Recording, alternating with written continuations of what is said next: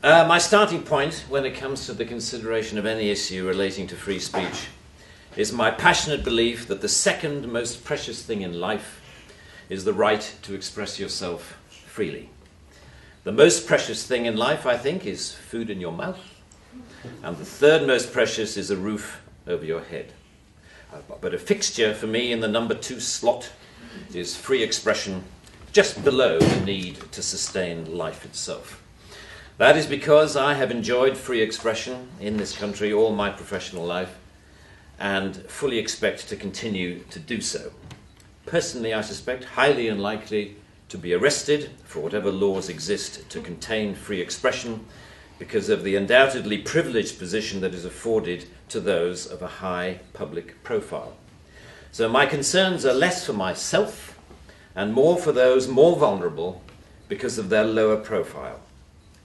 Like the man arrested in Oxford for calling a police horse gay, or the teenager arrested for calling the Church of Scientology a cult, or the cafe owner arrested for displaying passages from the Bible on a TV screen.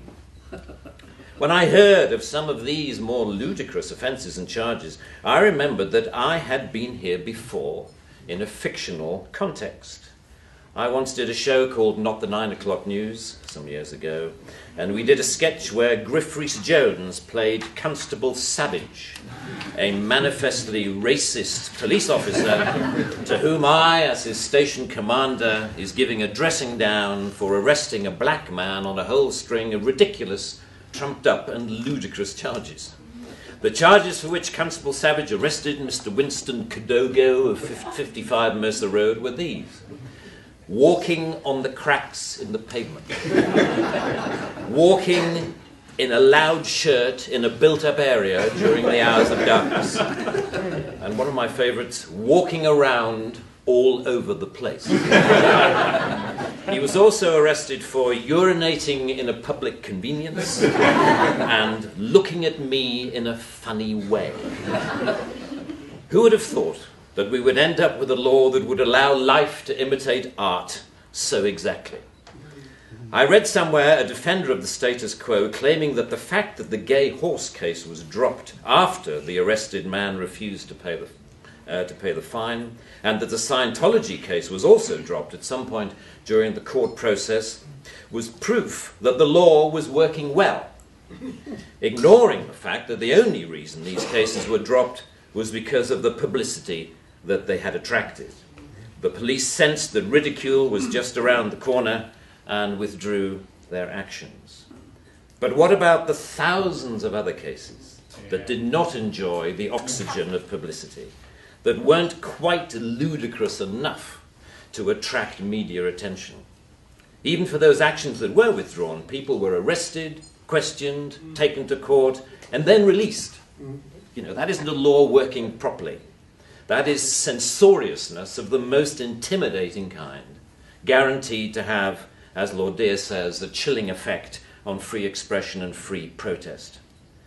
Parliament's Joint Committee on Human Rights summarised, as you may know, this whole issue very well by saying, while arresting a protester for using threatening or abusive speech may, depending on the circumstances, be a proportionate response, we do not think that language or behaviour that is merely insulting should ever be criminalised in this way.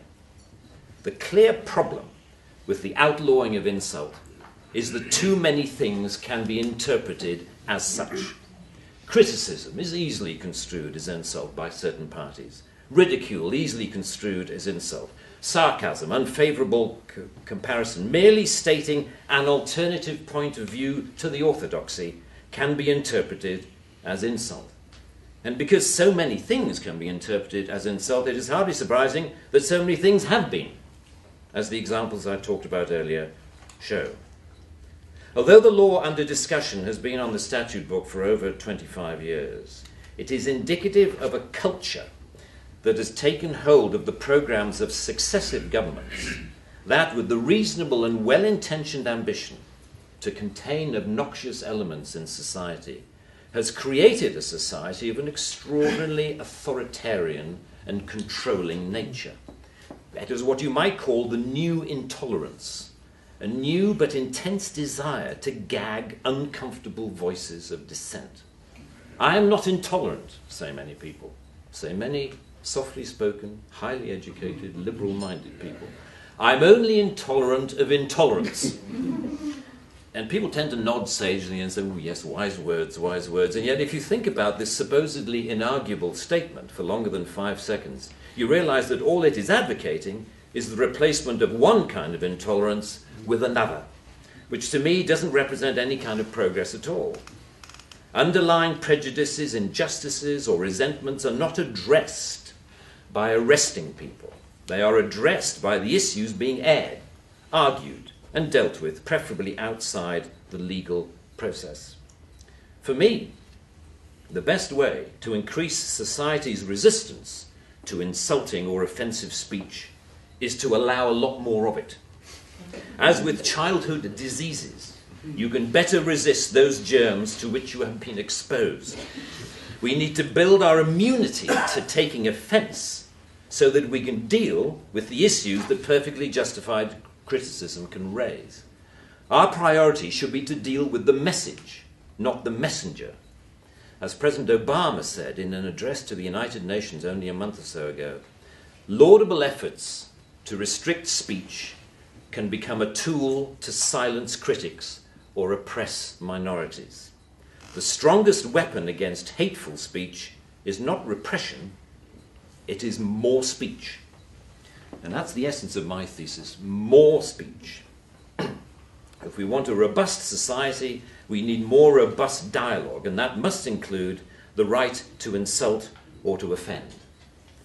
And even if, as Lord Dear says, the freedom to be inoffensive is no freedom at all.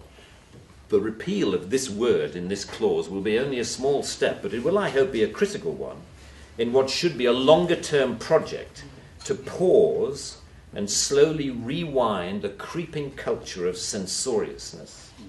It is a small skirmish in the battle, in my opinion, to deal with what Sir Salman Rushdie refers to as the outrage industry.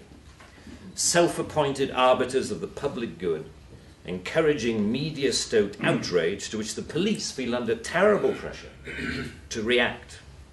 A newspaper rings up Scotland Yard. Someone has said something slightly insulting on Twitter about someone who we think a national treasure.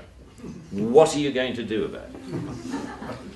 And the police panic and they scrabble around and then grasp the most inappropriate lifeline of all, Section 5 of the Public Order Act, that thing where you can arrest anybody for saying anything that might be construed by anyone else as insulting. They don't seem to need a real victim. They need only to make the judgment that somebody could have been offended if they had heard or read what has been said. The most ludicrous degree of latitude. The storms that surround Twitter and Facebook comment have raised some fascinating issues about free speech, which we haven't really yet come to terms with. Firstly, that we all have to take responsibility for what we say, which is quite a good lesson to learn. But secondly, we've learned how appallingly prickly and intolerant society has become of even the mildest adverse comment. The law should not be aiding and abetting this new intolerance. Free speech can only suffer if the law prevents us from dealing with its consequences. I offer my wholehearted support to the Reform Section 5 campaign. Thank you very much.